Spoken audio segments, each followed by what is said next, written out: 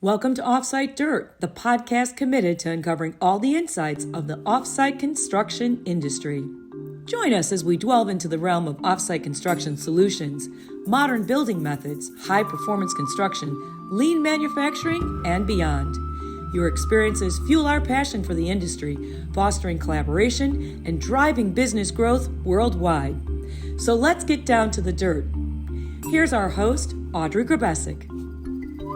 Hi, and welcome to LinkedIn Live. It is February, and it is the month of love, as we're seeing on Offsite Dirt. My name is Audrey. I am the host and founder of Offsite Dirt with three of our amazing contributors, all of which cover different areas of the country. We have Joe Konopacki from Illinois, we have Shaun St-Amour from Canada, and we have Edie Dillman from Santa Fe, New Mexico. How's everybody doing? Great. Hi, Audrey. Good to see everybody. Excellent. Good to see everyone. Nice to see everyone's beautiful smiles. So what do we got planned? What's happening? And how was your January? Shaun, why don't you take us away? Yeah, the first month has kind of come and gone. Busy one. Hopefully everyone, had all their lists and action plans ready for the beginning of the year and had a good month. So 1 of 12 in behind them.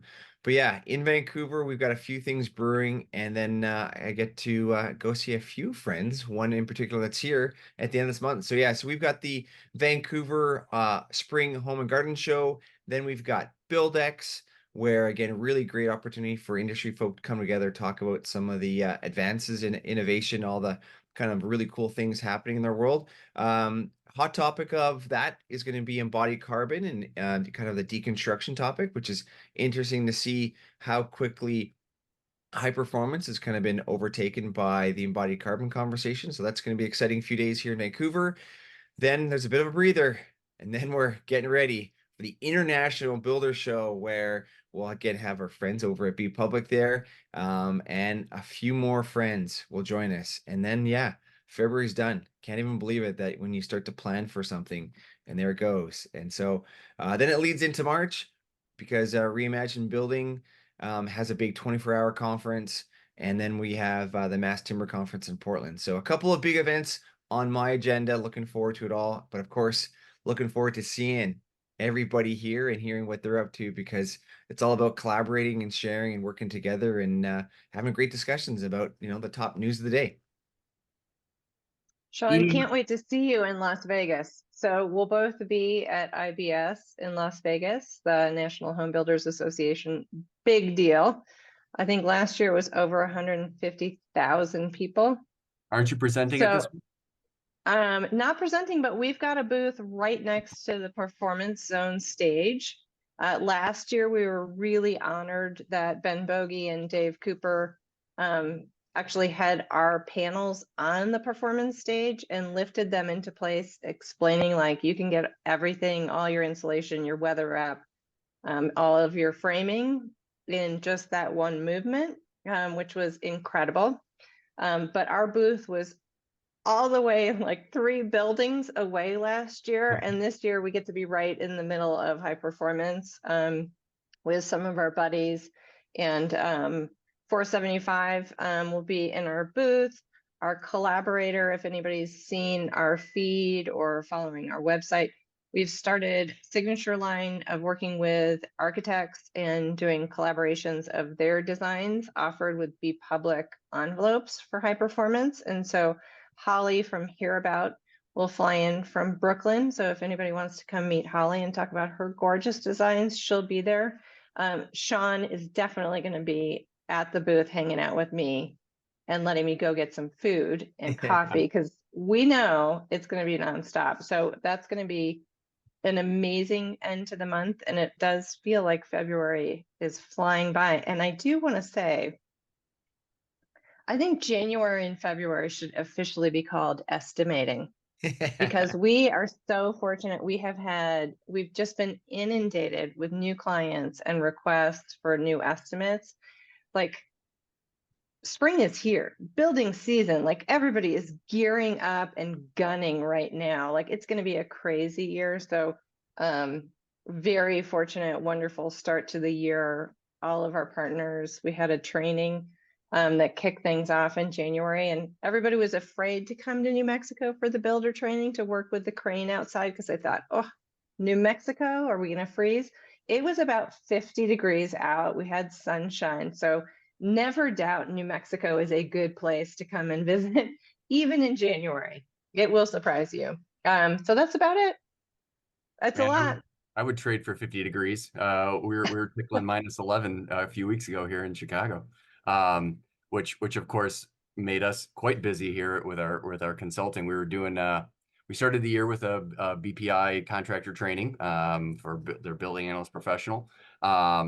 So folks going out there and helping make existing homes better. But man, that class wasn't even done, and we were getting all kinds of calls to get out to people's homes to do performance evaluations. With the cold snap, people get awfully intolerant of dealing with 20-degree temperature differences in their house, and frozen pipes and all kinds of nonsense that follows with extreme weather, and then icicles and ice dams because we got snow in addition to the cold weather. So this was a good 1-2 punch for most homes. So we are busy out in the field with our folks.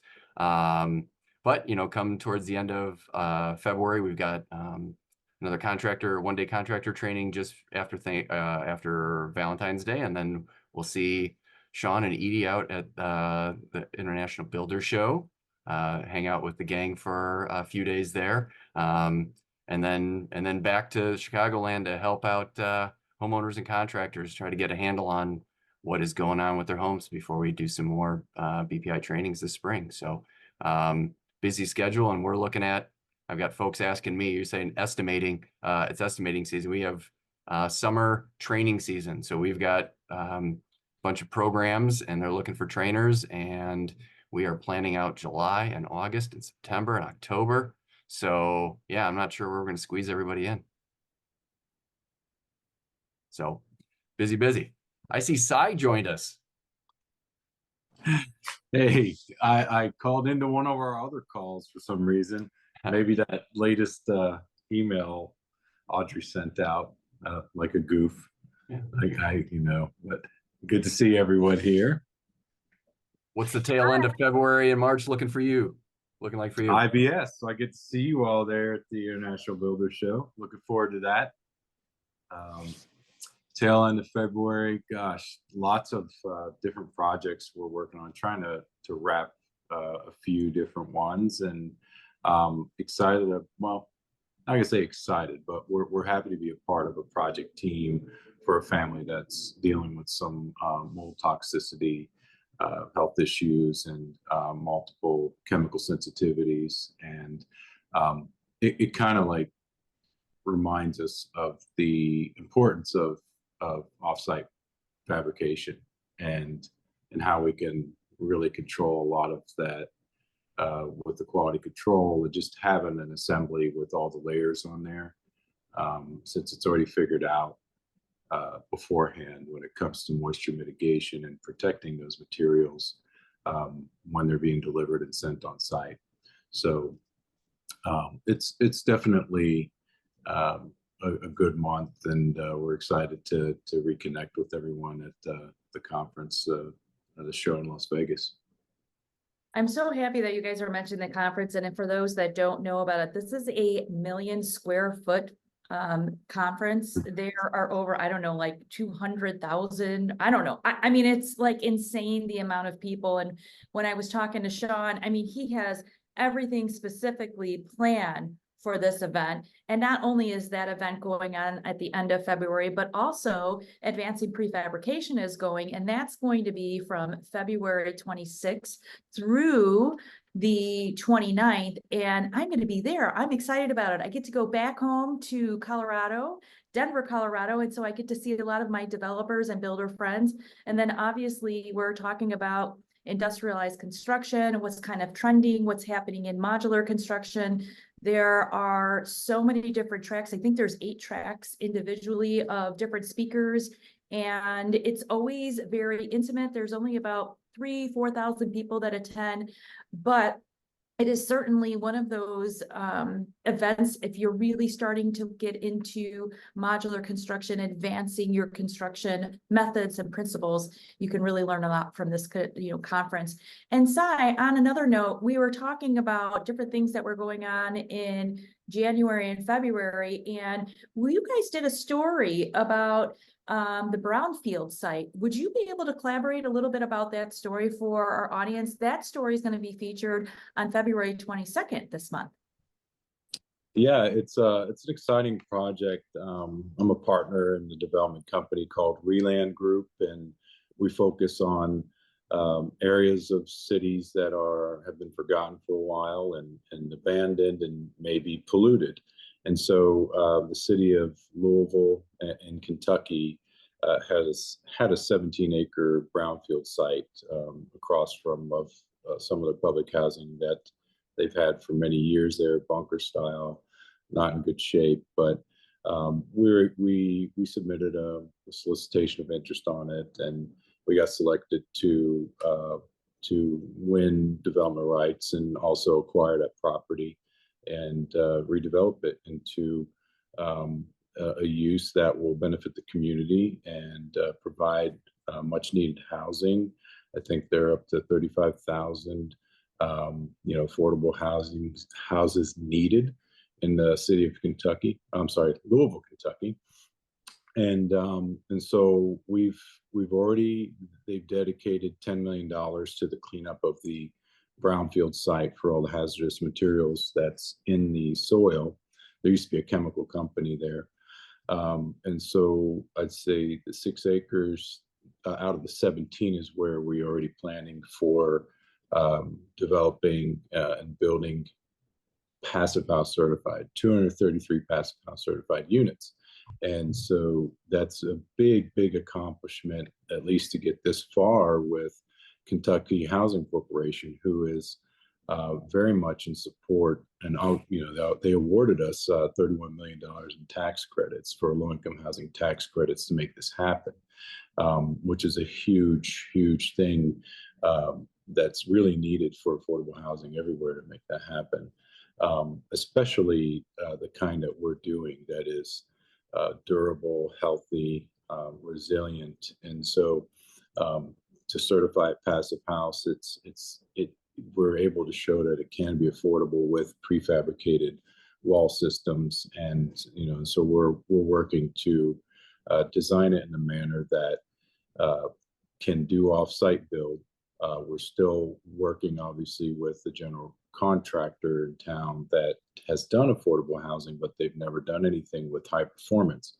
And so that's a little bit of a juggle, but a great accomplishment, at least to date. And obviously we're working really hard to get that technical set done and submitted to the Kentucky Housing Corporation to move on to construction. That's awesome. That's great. Such an amazing project. Yeah. So again, the fact that you're taking your ability to build really good homes and then apply it to community build just is like next level, right? I mean, again, it's great that we can build homes, but there's something about a community. And if you can build a resilient prefab passive house community, boy, I don't think there's too many other communities we'd all want to live in. So that's an exciting project that we will be following along. So another series we put out this month was highlighting a high performance project that I'm involved in. We were in a basement. So again, I'm sure you all understand like being in a basement and that kind of musty smell. Well, nowadays basements are extra square footage that's highly desirable. And so it needs to be ensured that it's high performance.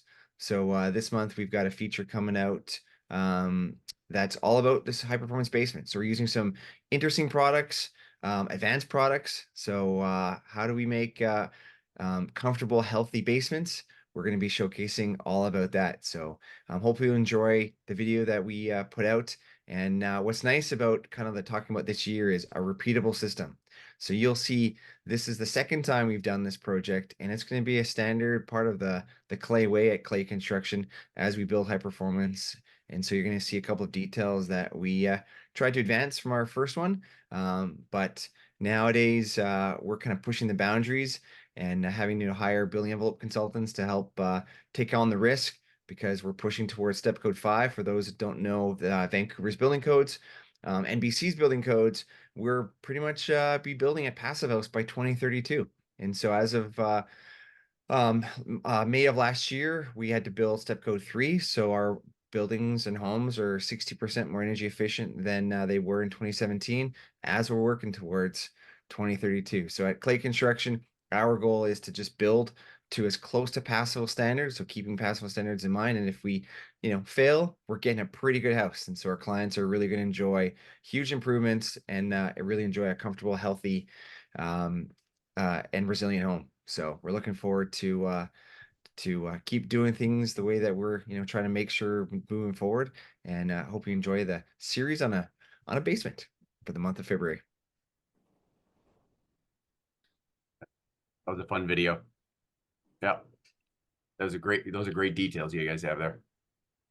Well, again, it's all about air sealing, right? And we just start thinking about the pinholes. You start closing up the pinholes, then all of a sudden you're like, oh, whoa, look at that big giant hole over there that we didn't clean up. And I love the conversations when, our clients are like, why are you guys trying to go to step code 5 now when step 3 is mandated? I'm like, I can put holes in your wall if you want, but that's just not what we do. We love gift wrapping your homes, but if you want holes, we could do a change order. It just seems Ironically, Shaun, the basement's kind of where it all started for me at a very young age, when I was playing around in the basement of a house my father built for my aunt and uncle. It was, I think, his first house he built for them. It was early 70s. And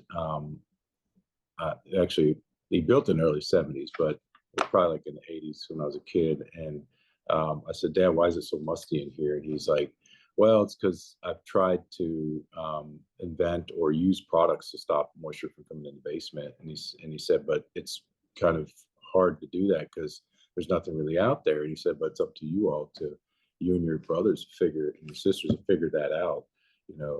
So he kind of empowered us to think beyond like what the status quo is, and always find ways and solutions to improve. Yeah, I mean, we're so lucky now to have a system and principles to kind of guide us. And then we have friends like us that we can share stories and try to figure out how to make those improvements so that, our kids will benefit from all our successes and trying to, make comfortable, healthy homes. So again, we got inspired and now we've delivered, and now we just got to repeat it. I love that your family, Sai, has been in this construction community and to inspire you, and look what you're doing. I mean, you're changing the way that we build. I also love the exact thing that Shaun said, is that we not only are building now, we're designing communities and being able to have these communities that are connected with a lifestyle that will change the way that they live and the comfort that they can be in. So it's exciting. We're on our heels waiting for this thing to take off. And I know it's always a process. We have to go through our permitting and get all of the regulatory and all those other things taken care of. But in the end, this will certainly be one huge project to remember. And it kind of leads me a little bit into you, Joe, being that you do energy audits, and that we learned a ton from you last month about what's really happening in doing blower dart tests and doing these different things. And your company has really expanded into creating, not only going there and measuring energy and speaking about it, but for you're also starting to do classes and educating. So what's happening with you in that space? Well, the classes, came on pretty early. I started organizing classes soon after I got my own certification, and then I had the hubris to think that I could instruct as well as the instructors, and time has proven me right, I guess. So we're doing well with training other folks, but the extension of that is a lot of the students are contractors in their own right.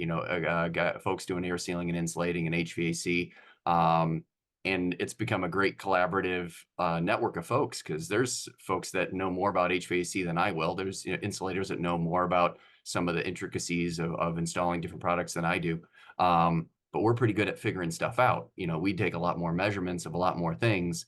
And so we focus on figuring things out. They focus on fixing things, and there's a lot of collaboration in between, because I might know what needs to happen, but the means by which that, those performance indicators improve, there's more than one way to deal with some of these things, so sometimes you're limited by materials or access or whatever. So it's been great. And a lot of the work we do, energy savings is part of it, but honestly, it's, the big drivers are comfort and, moisture control performance kind of stuff, the musty basements, the, water leaking in because of ice damming, the mold in the attics because of air leakage to the attic, ice forming on interior walls when it's -11, frozen pipes, all these things. And it's all because of poor building enclosure details, right? And so when somebody, says like, what's it matter? They're just a bunch of,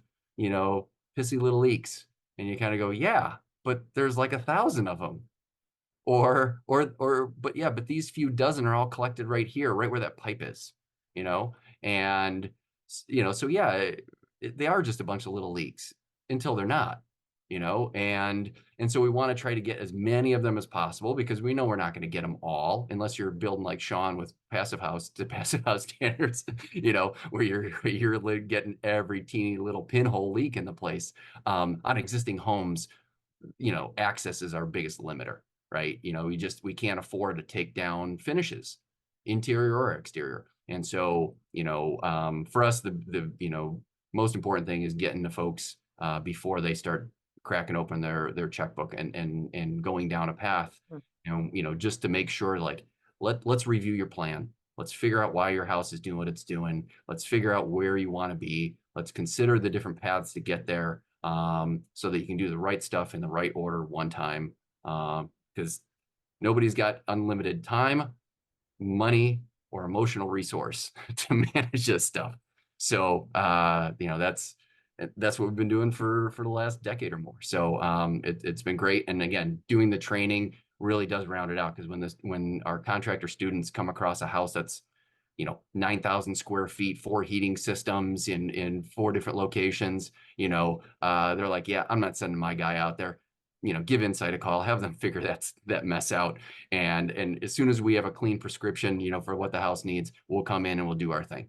Right. And so again, it's been a great collaborative network with the folks here in the Chicagoland area. So making homes better one at a time. Joe, I grew up in Chicago, and I think I grew up educating myself on building science failure.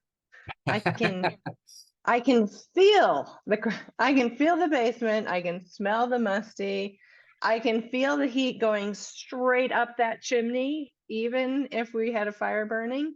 Yeah. I love this group. Audrey, I always have to thank you for bringing us together, but all of us are dedicated to educating and sharing this information. And I just it's so inspiring. And we just had a builder training, and we do builder trainings quarterly. So we'll do it again in April. And then in July, again, we've already scheduled.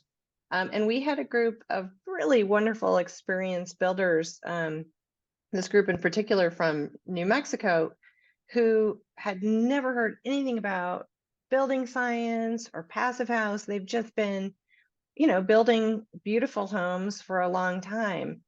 And the light bulbs and the jaw drops and the eyes widening around what I'm doing. Oh, I can do so much better. Show me how to do it. And it was like, it's just so much fun to share that information. And I do think we're all working in housing, but for Be Public, we're really excited.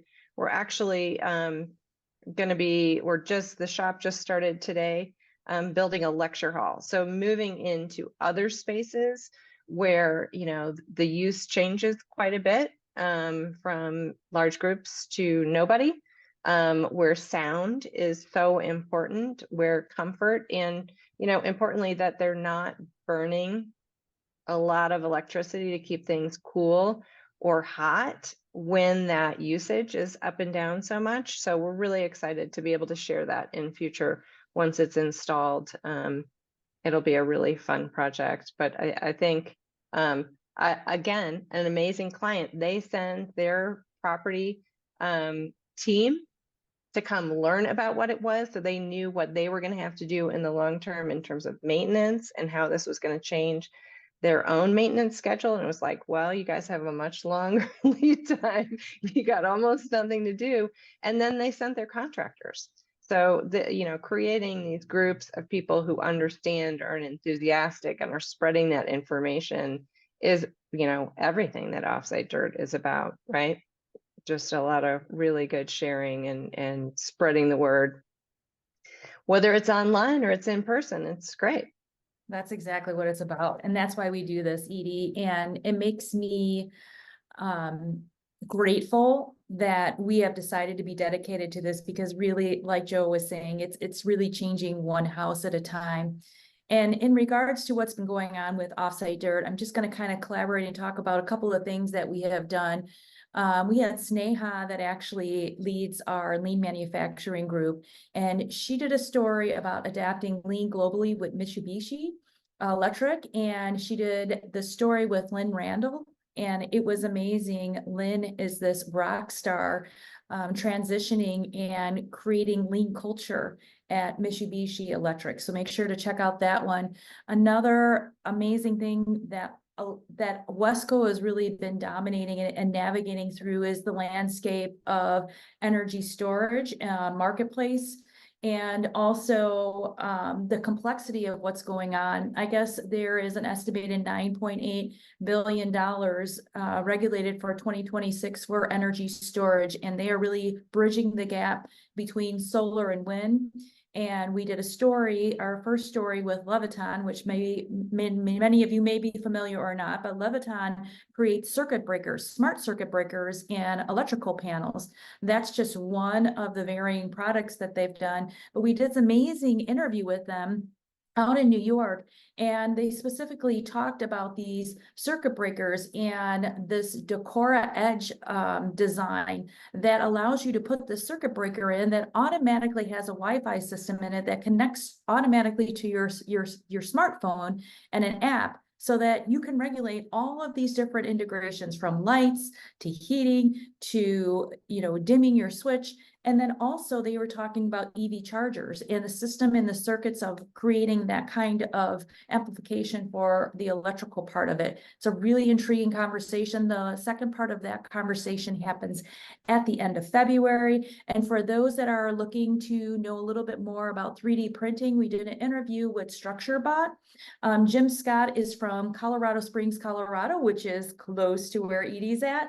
And he specifically designed a prototype of a 4 foot by, I think it's like a 4 foot by 3 cube design, a prototype that he's trying to create for homelessness. So as you can see, we're all here trying to take care of people and the greater good and making an impact in the world. And there's many of us amongst us that are doing that. And lastly, we did a story, we're doing a story on February 27th with Jim Gabriel from Mod Logic. He also does steel frame modular construction, and with his construction, he is utilizing his system with hospitals. So we can kind of see how much the industry is expanding in offsite.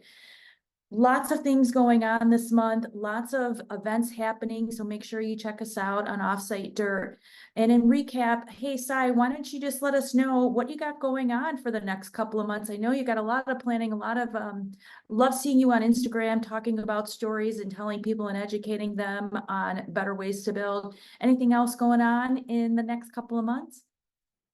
That's a good question. It's hard for me sometimes to wrap my head around some of these things, but just taking some old like 1800s, 1900s buildings and doing high performance retrofits to them, following passive house principles, always uncovering something really interesting that you don't know you're going to uncover, and trying to share that with folks, and the some solutions and how to actually make it work.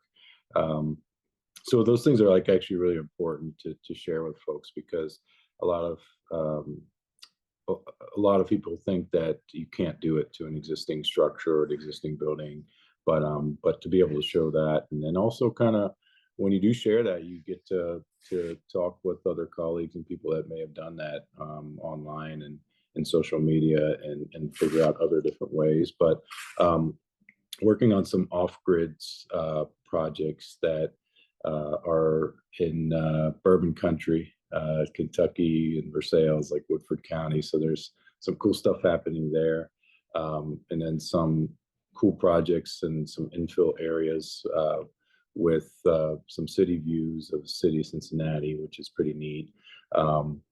In different parts, and like our great Mark Willie and somewhere in Texas. So there's a lot of cool things that are happening there as far as just some consulting projects that we're doing, consulting other builders, homeowner builder that does commercial work. So it's pretty cool to have, just different roles on different project teams. There's more insulated concrete form projects that are coming on the boards for us at different levels, like residential and commercial. So, it's pretty cool for what's happening in the next couple months here. That's great. So we've got some couple ICF projects from Habitat for Humanity. Just reached out. They're doing a net zero development that we're going to be doing the energy ratings on. And then I just got a call today from a guy who wants to do super high end, super resilient, off-grid capable homes. Wow. So yeah, we're gonna be working both ends of the spectrum over the next year. So pretty excited to see kind of the range from small houses to big houses. So but looking forward to seeing the gang over at the Builder Show. And other than that, I'm gonna be busy, serving our clients and training some folks. So how about you, Shaun? Yeah, great stuff. So, construction is busy with us. We got a couple new projects that have just started, excavators in one, and in a couple weeks another one, which is pretty exciting. My kind of big exciting project of the year is going to start hopefully in April, when we're going to be deconstructing the house, 110-year-old house. That's pretty old for Vancouver. I know you guys laugh at like the age of things, but when you come to Vancouver, the age is in the trees. And the new buildings are kind of like these just little things that just kind of popped up recently. So, so a big project that it's a big retrofit project, and then where they've got a smaller piece of property, because it's a big lot, going to be putting in a triplex, 3 prefabricated passive houses. So missing middle, retrofit, passive house standards, prefab passive house is pretty exciting. And then it just trying to be a sponge with all this amazing info that you guys are sharing, as well as the conferences that are out there. Because Vegas, which is, of course, as we know, Edie, it's the second Vegas. You get to work in the original Vegas there in New Mexico, where that amazing factory is at. Then, in early March, we have 24-hour conference by the Accelerator, Reimagining Buildings. There's over 80 projects they're going to highlight. So if you're looking for me on March 9th, I'll be sleeping, because I'll be sipping the coffee and staying up late to just be a sponge for that. And then after spring break, a little bit getaway with the kids and the family. Then it's Portland for the Mass Timber Conference. So, we talked about embodied carbon and looking for natural materials. Well, again, the Pacific Northwest and BC have sure come together to manufacture some amazing products that we can use to build our offsite construction processes and products. So it's pretty exciting. And Edie? Shaun, you're so right. We do have the original Las Vegas. The real OG. And even my family thinks I'm working in Nevada, which is, it's again, that Midwestern mind. You just don't have the map 100% right. But I think we're all going to be hanging out in Las Vegas. Audrey, if you can talk to our friends who organize the other event, let's make sure next year that they're not concurrent, so we can all go to both. Because we really do want to unsilo these things and be able to talk offsite with the offsite folks, and then go to IBS and educate everybody that stick framing is not always the best way to go. If anybody is thinking about going to Vegas and they want a free ticket to IBS, you can go to our website. There is a link on our website to get a free registration, which is kind of great. And we are scheduling appointments. And if you schedule an appointment and show up to our booth, there is swag for you. So that's the hook. I have a feeling everybody here on this call is going to walk away with a little Be Public something at the booth. And, you know, I am going to take a moment to say that February 28th is our 5-year anniversary of Be Public. So we are definitely in celebration mode. It has been a road through COVID and startup world and some crazy costing and even some interest rate hiccups. And we are so grateful for our community, certainly our clients, but a lot of it is just our partners. We all do this and are making things better together. And we're just one part of building better and designing better. So kudos to our entire design staff, all the architects here, the designers, to our crew out at the shop, and all our partners who produce for us at their own factories to help cut down on all of the mileage on the road for prefab. We are so very happy to be here 5 years later, and man, we are planning for 20 more. So stay tuned. I love it. I want to come to your booth and get some swag. That sounds super exciting. Don't forget to Come go. on over. I want to be there, Edie. There's no other place I'd love to be than with Edie. That's exciting. Congratulations on 5 years. Well-deserved, hardworking, expanding, also educating. That is just a success story in itself. So congrats, congrats, congrats. We'd like to thank Wesco, along with House of Design, Lotta Cube, Modular Elevator Manufacturing, Offsite Construction Network, RMAX, a Sika company, Sashco, US Frame Factory, Viz Graphics, and Wickrite. We are certainly grateful. If you go to our events page, you can click on their logo and learn more about them. They are our support team, and we love having them there. One last note, I was asked to speak at the World of Modular. Their event is in Orlando, Florida. It's March 18th through the 22nd. It's a speaker panel exploring the offsite construction media landscape. There are some big people going to be at this event. John McMullen is the marketing director for Modular Building Institute. Dave Risa, who is the editorial director of Building and Design and Construction. Sebastian Obano, he's the reporter for Construction Dive. So it's a pretty involved and wonderful group of people that I get to collaborate with and speak to really talk about what's happening on offsite and digital media, because I think one conversation at a time, as you can see, one contributor at a time, one expert at a time, is making an impact on how we can collaborate, connect, and do more things together.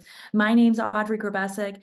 Thank you again, Joe, Shaun, Edie, and Cy, and along with our other 6 contributors, we miss you dearly. We know you're working hard, and we can't wait to see you again next month. Be well, and remember, all the dirt is right here on Offsite Dirt.